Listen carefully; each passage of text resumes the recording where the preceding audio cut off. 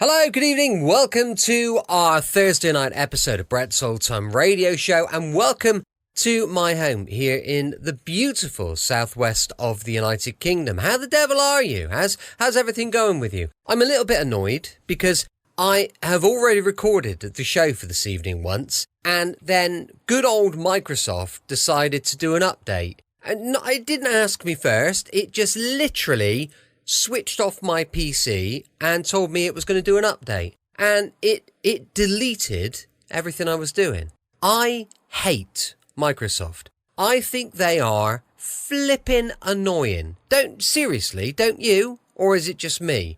I think they're such a pain. Oh, so frustrating. I'm going nuts here, can you tell? Anyway, look, thank you for joining us once again for our regular late night visit to those dusty studio archives of old time radio shows right here at my home in the southwest of the United Kingdom. I'm Brett, I'm your host for our Nighttime podcast. Welcome to another episode. Well, the forecast was rain today, but it appears to be okay. We've got a little bit of sunshine. We're going out this evening for my dad's birthday. We're taking him out for a meal because it was his birthday yesterday, but we were ice skating with the boys yesterday. They had their ice skating lessons, so all change, and we're going out for a little meal tonight. Do you know what? Check out our social media. I'm very sure we'll be popping a little something on there just to check in and say hello. For now, it is, of course, with it being a Thursday, it's another episode of Tales of the Texas Rangers. Oh, firstly, do check out our Facebook, Instagram, YouTube, and TikTok channels. They're all called Brett's Old Time Radio Show. If you could check them out, that'd be brilliant. Also, we've got a sister podcast called Sunday Night Mystery, and that is also the name of our supporter page, patreon.com/Sunday Night Mystery. Give it a little look. Time now for another adventure with those Texas Rangers. It is an episode called Cover Up, first broadcast on the 17th of August, 1952.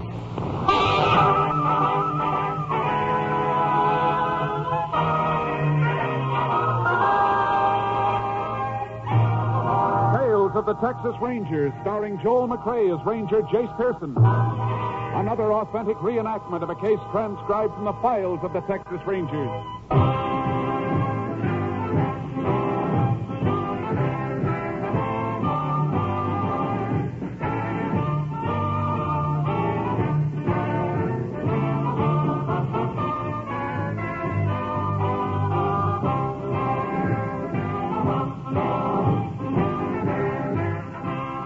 Names, dates, and places in the following story are fictitious for obvious reasons. The events themselves are a matter of record.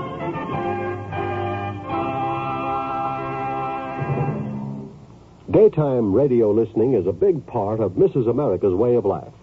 And on NBC, daytime radio is a big part of our overall schedule of top listening entertainment.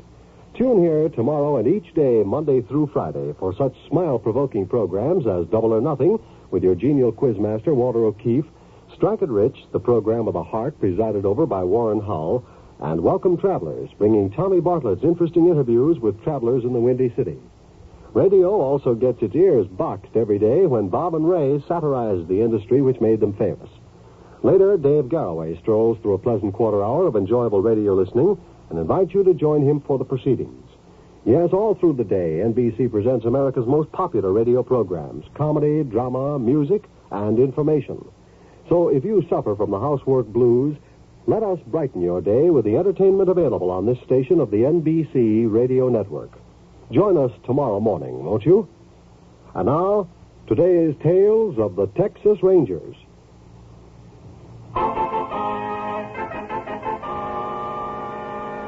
And now, from the files of the Texas Rangers, the case called Cover Up.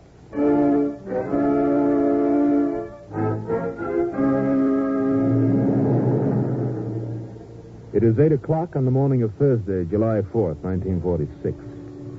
17 miles north of Lenepa, Texas, farmer Lee Gaynor crosses the cornfields to the farm of Russell Hines, his neighbor and closest friend. When he reaches his friend's house, Gaynor goes up on the front porch, opens the door, and walks in. Russ? Where are you? Russ, you back there in the bedroom? Who are you? What are you doing here? You get out of here, please. You can't come in. What do you mean I can't come in? Who are you? What are you doing with that pail of water? I just clean up the floor. Now you go. You can stay. That's so fast. Where's Mr. Hines? He's gone. He said, don't let nobody in the house, so please, you go out, huh? I'm not going anywhere. Not till I get this straight. Now, where'd he go? I don't know, senor. He said that he go on vacation. That's all he said. Well, his car's outside. He couldn't go nowhere without his car. Well, he did. He go for 2 weeks. I don't believe it. Mr. Hines is my best friend. He wouldn't go off like that without telling me. Well, he did. You're lying. Who are you? What you doing here? I work here. No, you don't. I never saw you before. Senor Hines, he hired me this morning before he leaves. You left, huh? How come his watch and glasses and all the rest of his stuff is still on the dresser? Hey, where's his wallet? I don't know. I didn't take I it. think you did. Now, let's see what you got. Wait a minute. What's that on the floor? Where? Right where I'm pointing. This looks like blood. Oh, see, that is Senor Hines. And on the bed, too. What did you do to him? Nothing. Where is he? You tell me I beat it out of you. Please, senor, he have a nosebleed. He tell me to clean up the blood. That's all, I swear. You're lying. You tell me what you did with Mr. Hines. You tell me quick or I kill you. I did nothing. Let me go, senor. I said tell me. I did nothing. I'll kill you. You asked for this, senor. You not get me. I did not. Come back here, you. I get you, you lousy killer.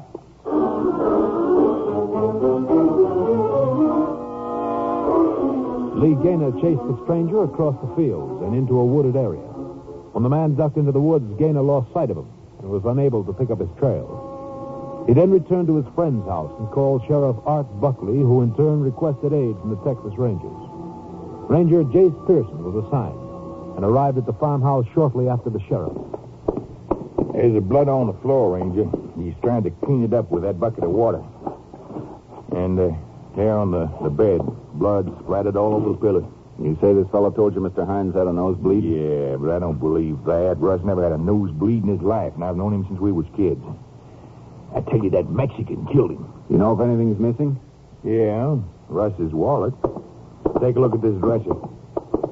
Everything else is here except that. Here's his comb and his glasses. Now, I know Russ better than I know my own brother, and I tell you, he wouldn't go anywhere without his specs. It makes it look bad, all right. Yeah. You know how much money your friend was carrying in that wallet? Just about. Russ drew $300 out of the bank on Tuesday morning. He's fixing to buy a Guernsey from Dave Morgan. Is that your friend's car parked out in front? Yeah, he sure wouldn't be going any place without that. Why don't we try to pick up that Mexican's trail? He might still be out in the woods. And he was heading into the hills when I lost him, Ranger. Might be afraid to come out. Yeah. Did you look around to see if you could find Mr. Hines in the barn, any place like that? No, I didn't. Stayed in the house waiting for you to come. Now, just where did you chase that fellow? Into the woods over there. Any other farms over that way? Not on this side of the hills.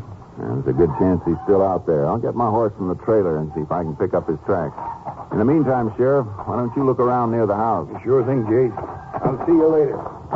Now go along, Ranger. I know that hill country pretty good. All right. Maybe you can identify that Mexican if we catch up to him. He's got an awful big head start on us. Yeah, but if he's still on foot, he won't get far.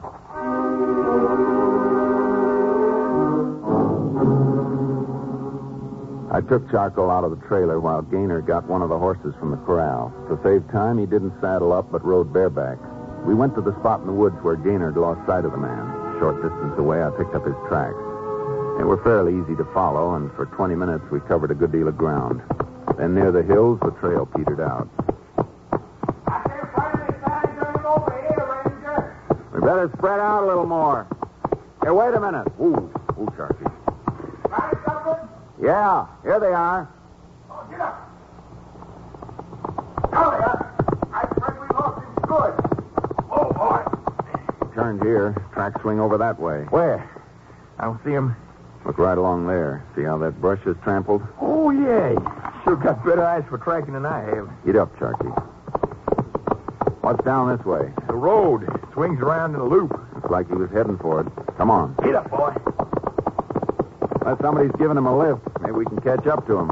There's the road over there, Ranger. You can see it through that break in the brush. Yeah. And there's someone walking along that shoulder right now. That's him. He's the one. Up, Charlie. Come on. He's running.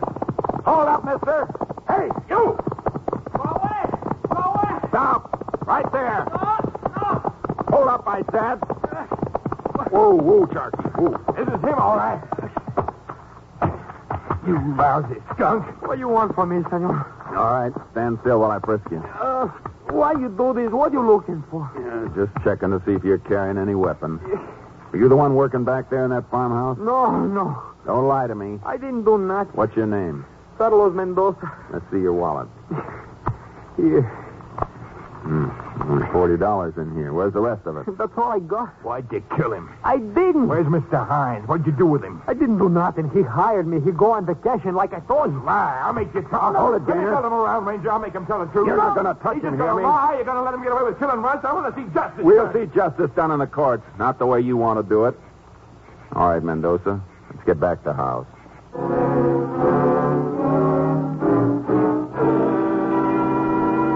We took Carlos Mendoza back to the farmhouse where we joined the sheriff. His deputies had arrived and were searching the area for Russell Hines.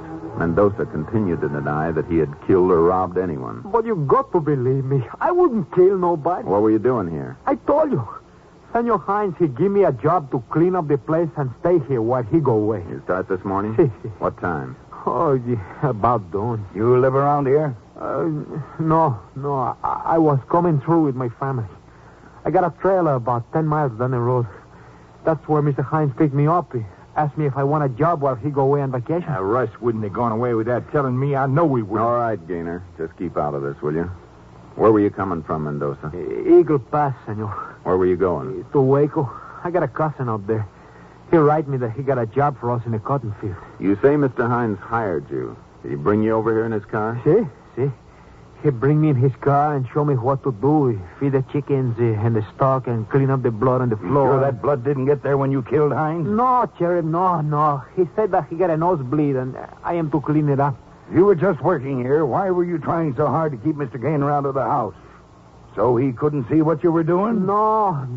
Senor Hines told me to. He said, don't let nobody in the house while I'm gone. Nobody. He keeps saying that. You claim Mr. Hines went on a vacation. How come his car is still here? Some friend gonna pick him up and take him to the train. That's what he say, and then he walk out the door. You gonna believe that, Ranger? How about that $40 in his wallet? Yeah, where'd you get that? Did you take Mr. Hines' wallet? No, I didn't take it. Are you sure you didn't throw his wallet out in the field with the rest of the money in it so you could go out and pick it up later? No, I didn't take nothing. Where'd you get the $40? Mr. Hines gave it to me. He give me pay for 2 weeks. Russ wouldn't have done that. He'd have give it to me to pay his hands off at the end of each week. I know, because I've done it before. He did give it to me. He did, I tell you. Sheriff, let's take Mr. Gainer and this fellow down to your office and get their statements in writing. Good idea, Jase. Come on, Mendoza. You taking me to jail? We sure are. You take Mendoza in your car, Sheriff. I'll follow along with Mr. Gainer. Okay, Jase. Over here, Mendoza. And, Sheriff, you better tell your deputies not to let anyone on the ground. Yeah. Hey, Limer, you hear that? No one's coming near the place. This business take long, Ranger? No, not too long. Here's my car. Get in. Not that I mind, of course. Heck, I'd do anything to see if that guy gets what he deserves. My stock's got to be fed, and Russ's, too. If I'm going to be in town all day, got to make arrangements for it. I'll see you get back as soon as possible. Excuse me. Unit 10 to KTXA. Unit 10 to KTXA. KTXA to Unit 10. Go ahead. This unit requests lab crew be dispatched immediately to Hines Farmhouse on Farm Road 306, 17 miles north of Lenapaw. 10-4. We'll relay your message to Lab Unit 10. 10-4. If no other traffic, Unit 10 clear. No other traffic. KTXA Austin. What do you need a lab crew for when you got the guy? They'll probably find a lot of things we missed. More evidence we get, the better. Well, what's the matter? Oh, I saw something over there in the brush. Looked like a man. A man? Yeah, looked like somebody got up out of the brush and fell back again. Just saw him for a second. How far off was he? Right around here, I think. There he is, behind that mesquite. Hey, that's Russ. Holy cow. Look at the blood on his head. Must have been left for dead. We better get him to a hospital, and fast.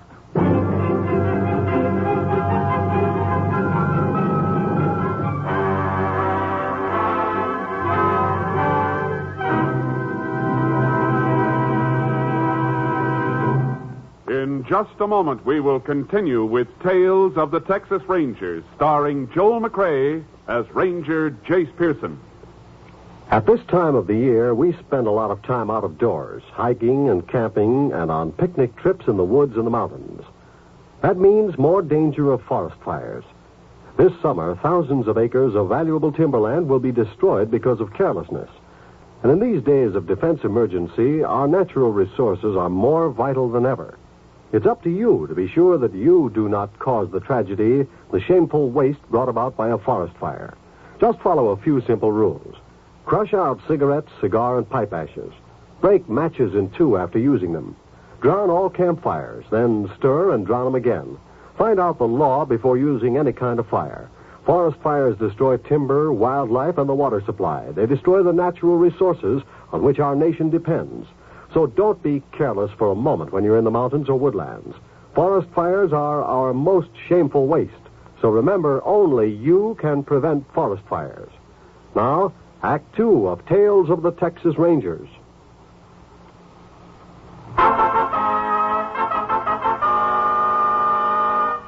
We continue now with Tales of the Texas Rangers and our authentic story, Cover Up.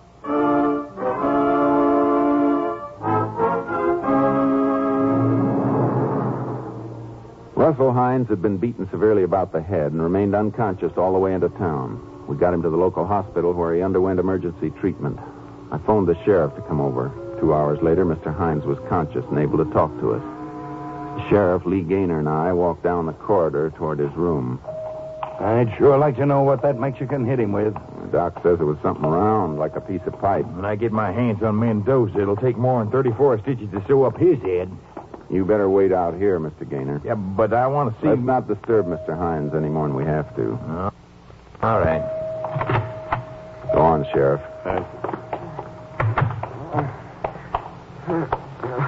Mr. Hines? Yeah? We'd like to ask you some questions. Yes, sir. You feel better now? Yeah, lots better. Can you tell us what happened? I don't think I can tell you very much. Well, anything at all will help. Well, I woke up and heard somebody over by the dresser. All I could see was a flashlight turning on me. You couldn't see who it was? No, sir. It was too dark. Besides, I don't see very good without my glasses. I guess he saw I was awake. He came toward me and wham! I got hit over the head. That's all I remember. You know a fellow by the name of Carlos Mendoza? Who? Mendoza. No, sir, never heard of him. Well, he claims you hired him to take care of your place. That's a lot of baloney. I don't have a hired man. Had one, but he had to leave last Tuesday. Who was he? A fellow by the name of Phillips. Howard Phillips. You think he could have done it? Well, I don't see how. He was too anxious to get off to work in the county rodeo over the 4th of July. He certainly wouldn't be coming back here. What kind of a man was he? He was pretty good. Seemed all right. Helped me break a horse. Was he with you long? No, just a couple of days. And you don't know anything about this fellow Mendoza? No, sir. If he says he works for me, he's crazy.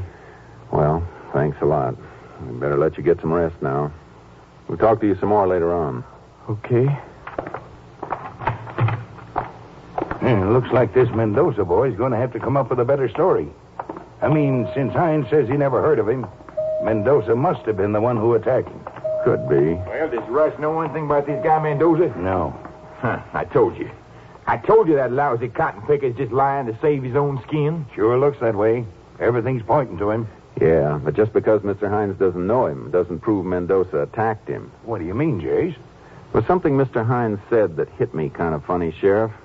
Mr. Gaynor, didn't you tell us it was after 8 when you walked in on Mendoza? Well, yeah? What's that prove? Mr. Hines says he was wakened by a flashlight in his eyes. This time of year, it's daylight by 5:30 in the morning.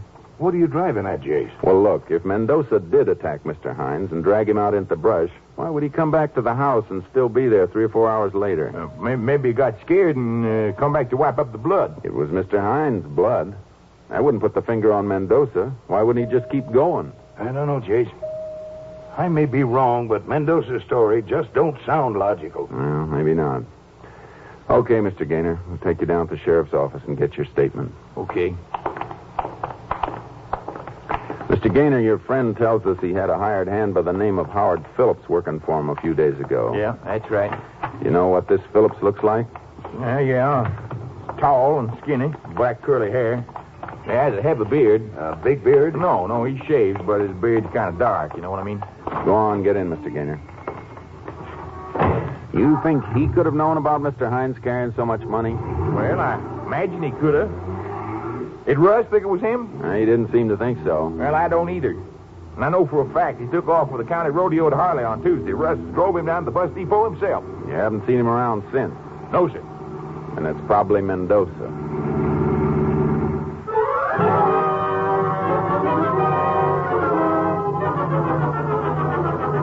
After we got Lee Gaynor's statement, we had a deputy drive him home. We wanted to keep him and Carlos Mendoza as far apart as possible. As soon as he had left, the sheriff brought Mendoza down from the lockup so we could question him again. In here, Mendoza. Take this chair by the desk. Gracias. Mendoza, we found Mr. Hines. Oh, you find him? Yeah. And he says he didn't hire you. Then he don't tell the truth. He says he never heard of you, Mendoza. Then he lies. He said to me take care of the farm for 2 weeks. He even paid me. Rancher, he lies. Why would he want to lie? I don't know, but he hired me, I tell you. He take me there, he show me what to do, and I do it. And he told you not to let anyone in. See. Had you ever seen Mr. Hines before? No, senor, never. Doesn't it seem kind of funny that he'd ask you, a total stranger, to stay in his house and tell you to keep everyone else out? But he needs somebody. He said that he go on vacation. And you saw him leave? Si, senor. Then you're lying. He can't go anywhere without his glasses, and they were left on the dresser. Glasses? But Senor Hines don't wear glasses. The Mr. Hines we know does. Hey, wait a minute. If Mr. Hines doesn't wear glasses, just what does he look like? Senor Hines? Yeah. Well, he's a big man, about as big as you, but kind of bony. He got black hair. Jace. Did he look like he needed a shave? Si. You sure? Oh, I'm positive, senor. Why you ask me this? That sounds like Howard Phillips, Jace. It sure does. Maybe when he thought he'd killed Hines, he put Mendoza in the house to take the rap. Madre de Dios. Then it was not Senor Hines, huh? I don't think it was, Carlos. Then Phillips probably never did go to that rodeo. He might have, and come back last night to steal the money. Could have gone back to the rodeo this morning and used it as an alibi. Let's go to that rodeo and find out.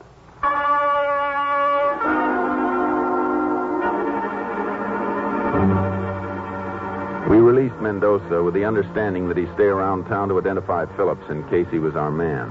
The county rodeo was being held at Harley, Texas. We got there too late for the afternoon performance. The sheriff and I questioned a couple of hands who suggested we look up a man named J.L. Major. He rented stock to the rodeos all over the state and was supposed to know everyone in the business. They described him as the biggest man with the biggest voice and the biggest cigar in all Texas. And said we could find him in town at the hotel. There it is, Jace. Other side of the street. Let's cross here. I hope this man Major can give us a lead. Some description we got of this guy Major. Should make him easy to spot. Go ahead, Jace. Thanks. Looks like the rodeo crowd's taken over the whole lobby. Yeah. I think I see Major. Where? Sitting on that leather couch, talking to those men. Oh, yeah. That must be him. Pretty good description at that. Yeah. 14 men working all day to fill the hole he made. Pardon me. That's mighty good, boy. Are you Mr. Major? Yeah, sure I am. What can I do for you? I'm Ranger Pearson. This is Sheriff Buckley. Could we talk to you privately? Why, sure. Boys, I'll see you later. That's fine. Got a good story about a holy dancer I want to tell you about. Where did you want to talk? Let's go over by the stairs. All righty. Hey, tell us you know most of the rodeo people in Texas, Mr. Major. Not most of them, Ranger. All of them. Been renting stock to rodeos for over 28 years. One of you boys got a match? Yeah, I got some. Here you are. Thank you, Sheriff.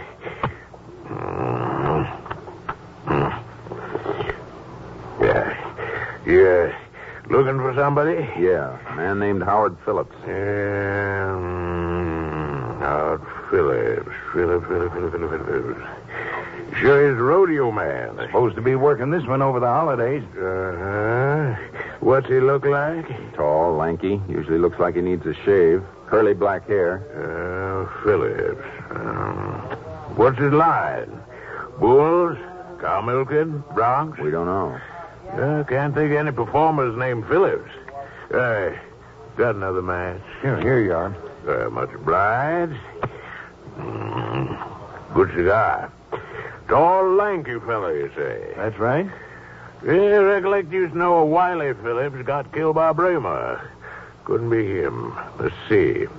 Howard Phillips, black hair. Yeah, curly. Maybe Mrs. Major knows him. Dolly? Hey, Dolly. All right, sugar. Come over here a minute. Mrs. Major's one of the best trick riders in the business. She'd know anybody I don't know. Ready to go, honey? Pretty soon, doll, honey. First, I want you to meet some friends of mine. Ranger Pearson and Sheriff, Buckley, is it? Mm-hmm. Glad to meet you, ma'am. Howdy. Howdy, ma'am. These fellas looking for a big lanky man, curly hair.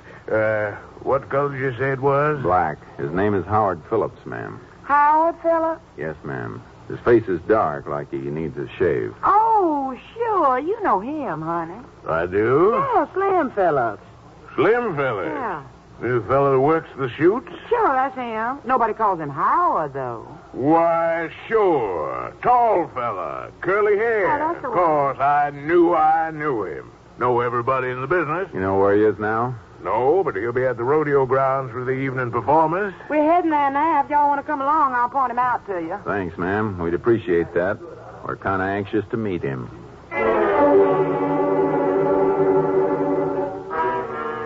The sheriff and I went out to the rodeo grounds with Mr. and Mrs. Major.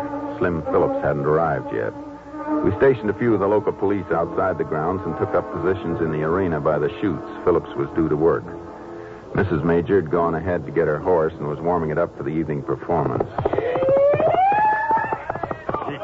Look at that woman ride. Bet you never saw nothing like that before, Ranger. Hey, your wife sure knows how to handle a horse. Yeah, now watch this. And you go, Dolly. Perfect Russian drag, wasn't it? It sure was. It's a beautiful palomino she's got. Yeah, picked it out myself.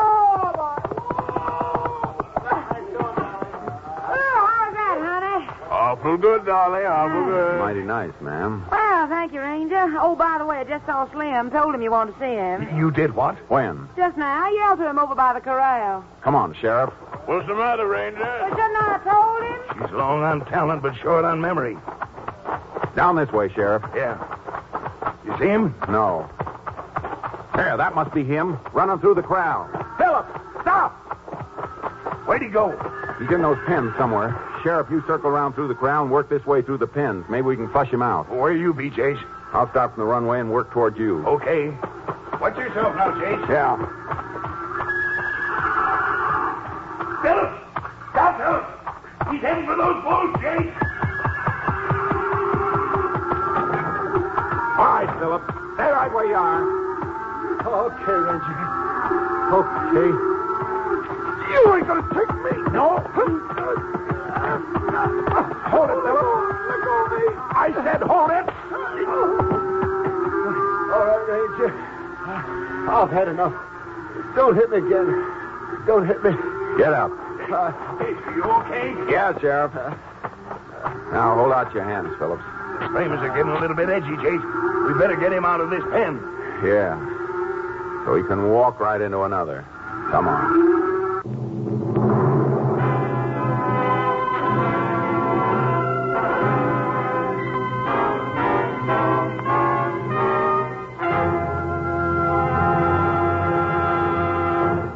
In just a moment, we will tell you the results of the case you have just heard. Today, there's a continuing lineup of great radio shows on this NBC station with a variety of entertainment features. Later this afternoon, Best Plays will present The Philadelphia Story, Philip Barry's highly successful comedy of manners. Starring in The Philadelphia Story on Best Plays will be Betty Furness, Joan Alexander, and Myron McCormick. In the music department this afternoon, you're invited to keep tuned for a full-hour concert from world-famed Hollywood Bowl.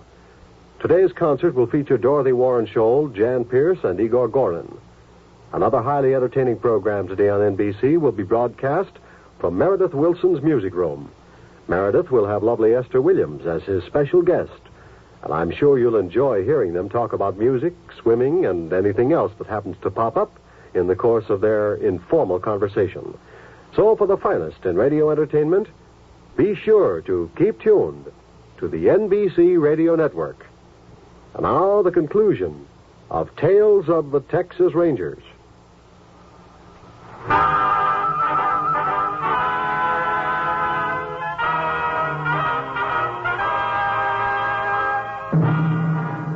And now, here are the results of the case you have just heard.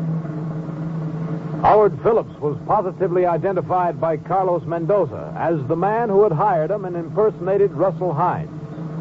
On September 9th, 1946, he was found guilty of burglary and assault with intent to commit murder.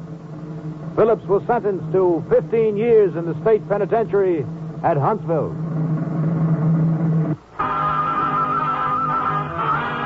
Next week, Joel McCrea in another authentic reenactment of a case from the files of the Texas Rangers.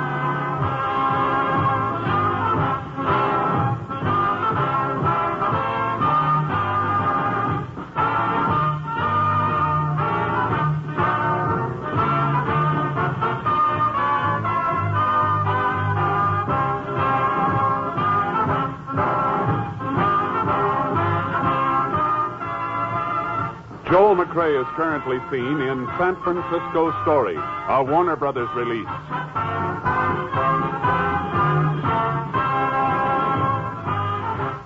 In the cast, you heard Tony Barrett as Carlos Mendoza. The role of Mr. Major was portrayed by Paul Frees, and Dolly Major was Betty Lou Gerson. The part of Lee Gaynor was played by Lamont Johnson. Leo Curley was the sheriff, and Lou Krugman was heard as Slim Phillips. Technical advisor was Captain M.T. Lone Wolf Gonzalez of the Texas Rangers. This story was transcribed and adapted by Betty Mears, and the program was produced and directed... Welcome back. Hope you enjoyed our latest adventure with the Texas Rangers, and don't forget we'll be back tomorrow with a little bit of comedy from Dad's Army going live at 5 p.m. UK sort of British summertime. As I mentioned earlier, we've got a supporter page, patreon.com/Sunday Night Mystery. But for now, thanks for listening. I'll be with you 7 days a week, each and every week, and I'll see you tomorrow on Brett's Old Time Radio Show. Love you. Bye.